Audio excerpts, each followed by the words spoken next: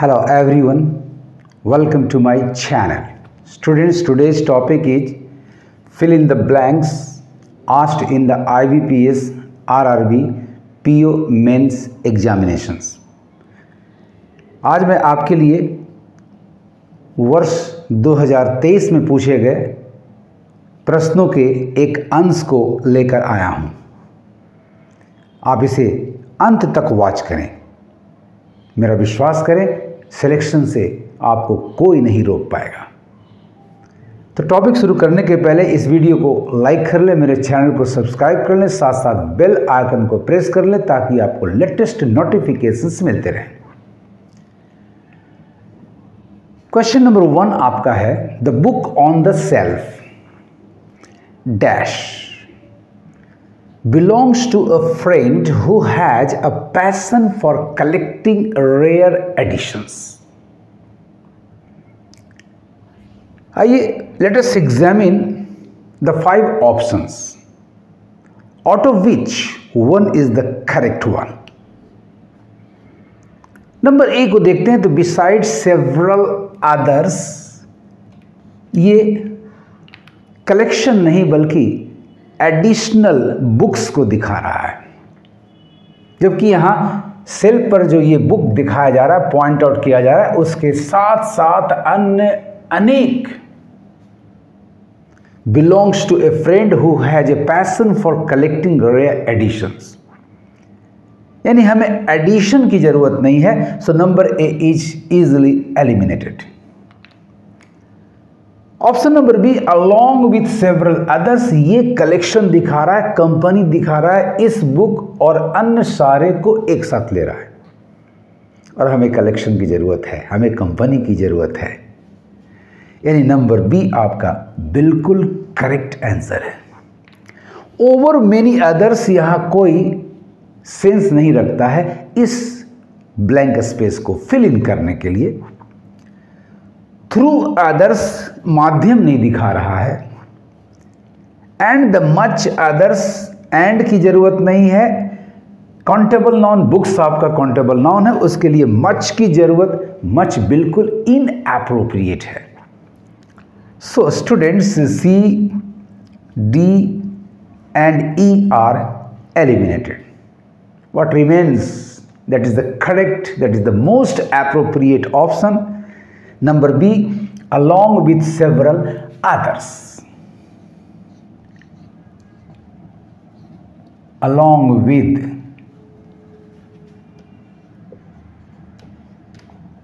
several others, इससे आप blank space को फिल कर लें, आपका सेंटेंस कंप्लीट हो गया। The book on the shelf along with several others belongs to, आपका मेन सब्जेक्ट है बुक, इसलिए क्रिया बिलोंग्स करेक्ट है। Belongs to a friend who has a passion for collecting rare editions. अब आते हैं क्वेश्चन नंबर 2 पर। The committee composed of experts in their fields, blank space, every month to discuss and make decisions. अब every month committee बैठती है और वो fixed है। देखते हैं 5 ऑप्शंस को एग्जामिन करके फिक्स्ड के सेंस में कौन सा ऑप्शन सही है। क्योंकि यहां कमिटी बैठती है, यानी कमेटी एक सिंगुलर कलेक्टिव नाउन है showing human concern and used in the collective sense, जैसे 1 यूनिट के रूप में है, यानी ये थर्ड पर्सन सिंगुलर के रूप में काम कर रहा है। तो क्रिया थर्ड पर्सन सिंगुलर यानी ईज होना चाहिए, आर नहीं होना चाहिए। इन बातों को ध्यान में रख करके ऑप्शंस को एग्जामिन करें। नंबर ए है आर, ये इसे एलिमिनेट कर दे रहा है क्योंकि यहां आर नहीं, ईज होना चाहिए। So number A is thus easily eliminated. Number B है ईज, करेक्ट है। शेड्यूल्ड, यस, ये टाइम फिक्स करने के लिए यूज में आने वाला वर्ड है। Is scheduled to meet, yes, meet भी करेगी, यानी लोगों को एक साथ मंच पर ला करके बैठक स्टार्ट होगी। राइट आंसर आपको मिल गया number B. Is witnessing, witness करने का कोई सेंस नहीं है, so number C is eliminated.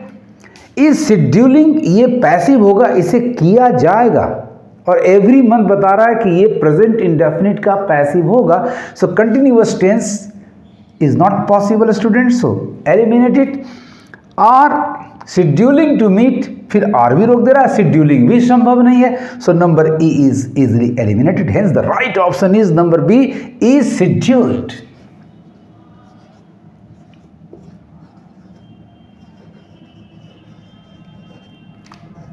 Is scheduled to meet is the correct option.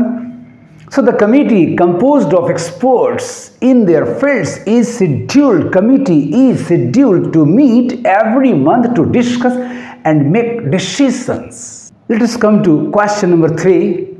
Each of the students, blank space, his or her homework assignment before the deadline. अब इस blank space में कौन सा ऑप्शन मोस्ट एप्रोप्रिएट होगा, इसके लिए let us examine the given 5 options. Number A है require to submit. यदि रिक्वायर एक्टिव वर्ब होगा इस सेंटेंस में तो उसके बाद एक ऑब्जेक्ट होना चाहिए, जबकि उसके बाद ऑब्जेक्ट नहीं है, ये ऑब्जेक्ट हीज और हर सबमिट का है, यानी नंबर ए एलिमिनेटेड है। It means the verb required here is passive, should be passive. Number B is required, ये बिल्कुल करेक्ट है। अब रिक्वायर्ड है तो स्टूडेंट खुद सबमिट करेगा, यानी सबमिट करने की क्रिया पैसिव नहीं बल्कि एक्टिव होनी चाहिए, जबकि यहां ये क्रिया पैसिव जा रही है, so it is eliminated. Each of the student, subject शुरू हो रहा है डिस्ट्रीब्यूटिव प्रोनाउन इच से, जो कि always third person singular verb लेता है, तो number C are required to submit. Required to submit तो करेक्ट जा रहा है, लेकिन यहां रुकावट है, so this is eliminated. Each of the students is required to submit. Yes, require passive चाहिए, पैसिव है, submit एक्टिव चाहिए, एक्टिव है। Number D is thus the correct answer. Number C requires, फिर एक्टिव आ गया, to submit एक्टिव ठीक है, लेकिन यहाँ requires हमें पैसिव चाहिए, so number E is also eliminated. So blank space को फिल इन करने के लिए हमें चाहिए option number D, is required to submit.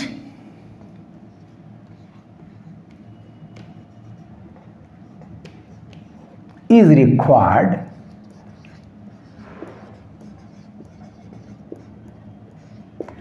To submit. लो, the sentence is correct, correctly filled in.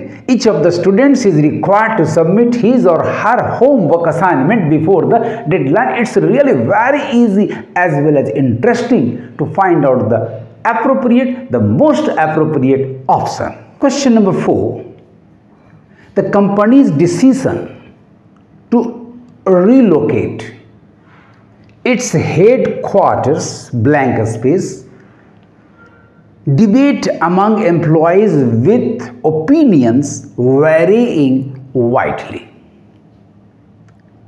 अब देखते हैं ब्लैंक स्पेस में कौन सा फिलर होगा, तो let us examine the 5 options.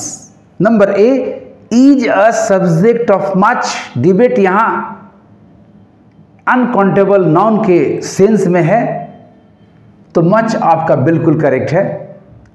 चूंकि यहां इस विषय को इंट्रोड्यूस किया जा रहा है, तो अ सब्जेक्ट, सब्जेक्ट के पहले इंडेफिनिट आर्टिकल ए भी करेक्ट है। द कंपनीज डिसीजन, डिसीजन आपका सब्जेक्ट है, अतः उसके लिए third person singular verb is भी करेक्ट है। बिल्कुल सही जवाब मिल गया, द मोस्ट एप्रोप्रिएट ऑप्शन आपका आ गया। नंबर बी, आर इसके वजह से रुक जा रहा है, बाकी सारा ठीक है, so eliminated. Number C, is correct है, लेकिन ये द रॉन्ग है। मोर की भी जरूरत, यहां कंपैरेटिव डिग्री का सेंस है नहीं, so it is also eliminated. D में आपका इज अ सब्जेक्ट बिल्कुल करेक्ट जा रहा है, ऑफ करेक्ट है, लेकिन यहाँ मेनी रुकावट पैदा कर दे रहा है क्योंकि यहाँ काउंटेबल नाउन के सेंस में आपका डिबेट नहीं जा रहा है। So this is eliminated. Is a subject of several, फिर काउंटेबल नाउन का सेंस आ गया, this is not possible students, so E is also eliminated. The right answer is number A, is a subject of much,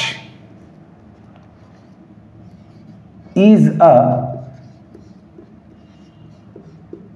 subject of much. Now the sentence is complete. The company's decision to relocate its headquarters is a subject of much debate among employees, with opinions varying widely. Now let us come to the last question, question number 5. The concept of time as explored in the novel, blank space, their perspectives and reconsider the value of each moment. Let us examine the 5 options. देखते हैं कौन सा option fit बैठता है। Option number A, challenge, आपका concept third person singular noun है तो challenge नहीं चैलेंजेज होना चाहिए, तो इस आधार पर आपका ऑप्शन नंबर ए एलिमिनेटेड हो गया। Number B, challenges readers to be rethought, यहां तो ठीक जा रहा है बट ये पैसिव नहीं, चूंकि रीडर्स ही रीथिंक करेंगे तो ये क्रिया एक्टिव होनी चाहिए। Number B is eliminated.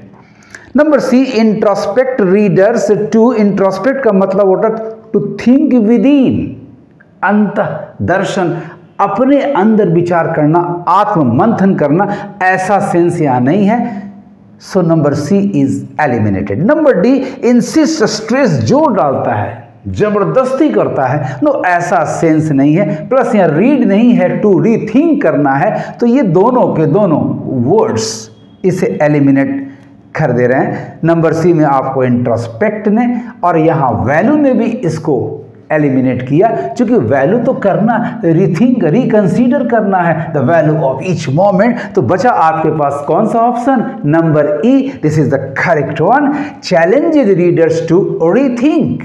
Late us fill it.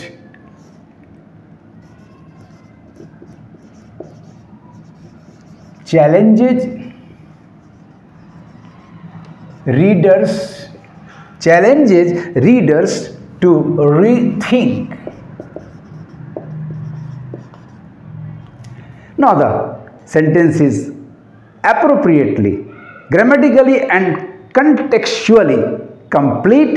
The concept of time as explored in the novel challenges readers to rethink their perspectives and reconsider the value of each moment. इस तरह से students, यदि आपके पास word power बहुत ही अच्छा है, grammatical concept बिल्कुल strong है, कोई नहीं रोक सकता सिलेक्शन पाने से। आपको मेरा ये वीडियो कैसा लगा कमेंट करेंगे और ज़्यादा से ज़्यादा शेयर करेंगे। Thank you for watching my video.